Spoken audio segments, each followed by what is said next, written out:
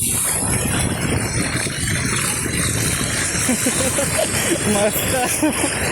આની વાત શું જવું તું મસ્ત પાણી ભરાયો હાય હાય હાય મસ્ત સીમા હોલ તો પૂરું ભરાઈ ગયું અલ્યા અલ્યા આખે સુધી પાણી હે પાણી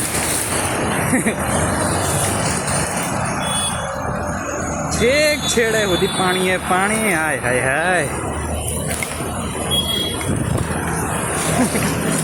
ચલો થોડી આવરેજ લગાડો નીકળતા થાવ અલ્યા પાવર જ બેકાર થઈ જાય એટલું છે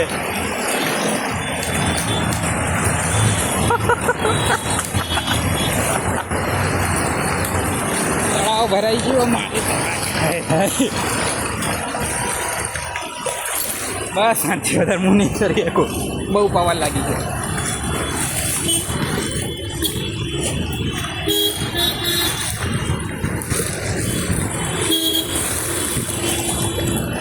એટલે આ છેક ઉપર સુધી આવી ગયું છે અને પાક આટલો અંદર છે